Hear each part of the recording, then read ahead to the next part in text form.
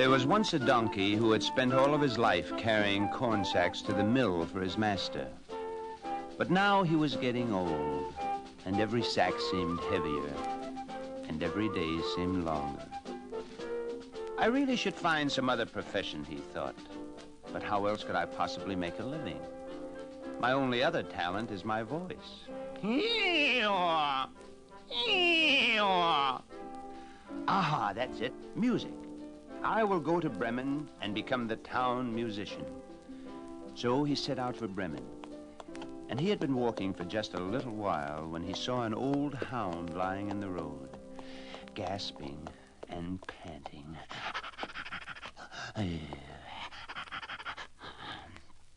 Hello, old fellow, he said. Why are you breathing so hard? I've been running, said the hound. Running away, that is. I'm too old and weak to hunt, and my master doesn't want me anymore. And how am I ever going to earn my bread and bones? Well, now, I happen to have an answer to that problem, said the donkey. Why not come with me? I'm going to Bremen to be the town musician. I will play the lute and bray. And I can beat the drum and bay.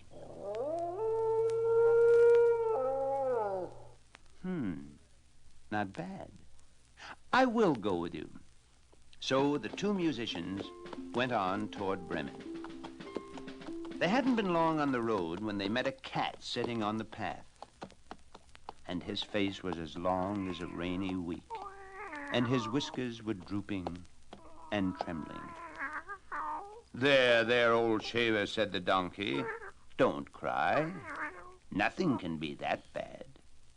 Oh, can't it, though, wailed the cat. I used to be the best mouse catcher in the country, but now I'm too old and can only sit by the fire.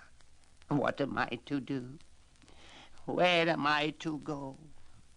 Come with us to Bremen, said the donkey. You're a born serenader, and we'll make a rousing trio.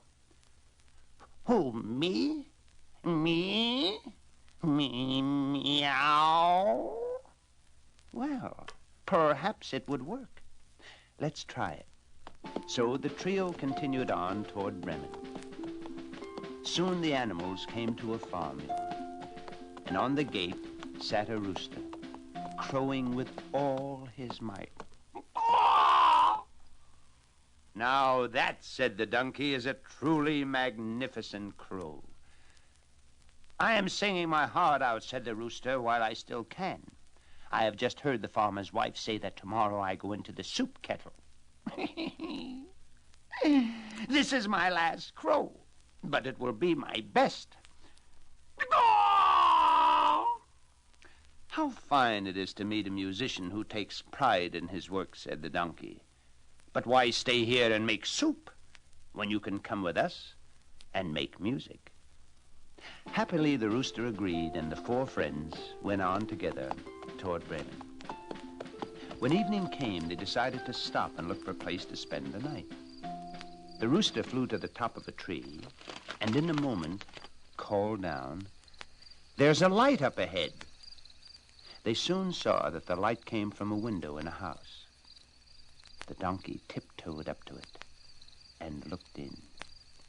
"What do you see?" asked the rooster. "What do I see? I see a room filled with riches, a table covered with good things to eat, and sitting at the table, a band of robbers. Well, perhaps we can earn our supper here. Let us think." So the musicians worked out a plan.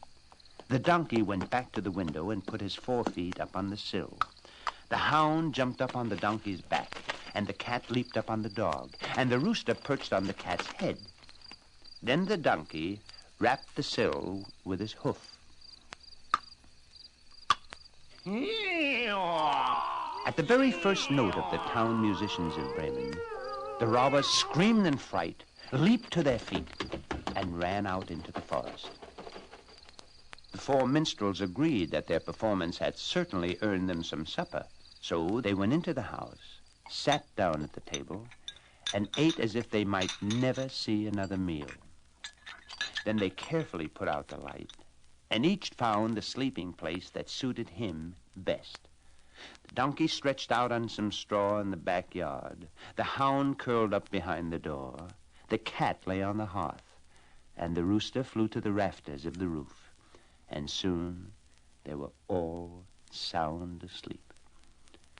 Meanwhile, the robbers were huddled out in the forest, but when it was past midnight, they crept in closer to the house. "We were foolish to be so frightened," said the leader. "We can't leave our house and our treasures just because we heard a noise. No matter how horrible it was, we can't leave our house." And he bravely ordered one of his men to go back and investigate. The robber tiptoed back to the house and slid in the front door. It was dark and silent inside. By the hearth, he saw what he thought were 2 live coals, and quietly he reached over to light them.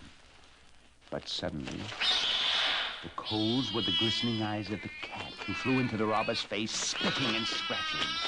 "Help!" cried the robber, and ran for the back door, but the hound leaped up and bit his leg. "Help! Help!" he cried again, and ran out into the yard, but here the donkey gave him a hearty kick, and the rooster, jumping up and down in the rafters, crowed at the top of his lungs. The robber ran back to his leader as fast as he could.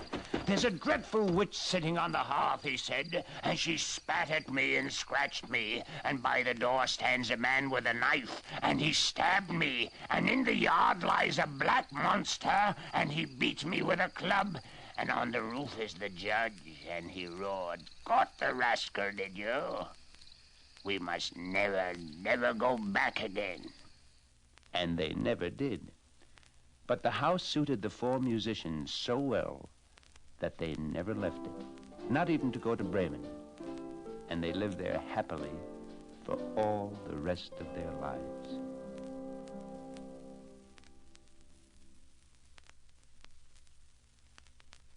Once in the old country, a long, long time ago, a hungry fox came to a meadow in which there sat a flock of fine, fat geese. "How nice," he said. "I can see that I have arrived just in time for dinner. And you're all sitting together so neatly that I can eat you one after another without even getting up between courses. Thank you very much for your courtesy."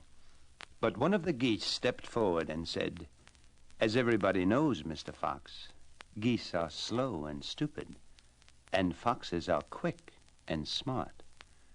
So naturally, we couldn't hope to escape you. But perhaps you would grant us just one favor." "And that is?" asked the fox. "Before you eat us, let us say our prayers." "Very well," said the fox. "That seems reasonable enough. Pray away. I'll wait till you're done." So the first goose began to pray. She prayed and prayed and prayed and prayed. And before she ever finished, the second goose began to pray. And she prayed and prayed and prayed and prayed. And then the third began, and then the fourth. And soon all the geese were praying, one by one, and in duets, and in trios, and all together in a great chorus.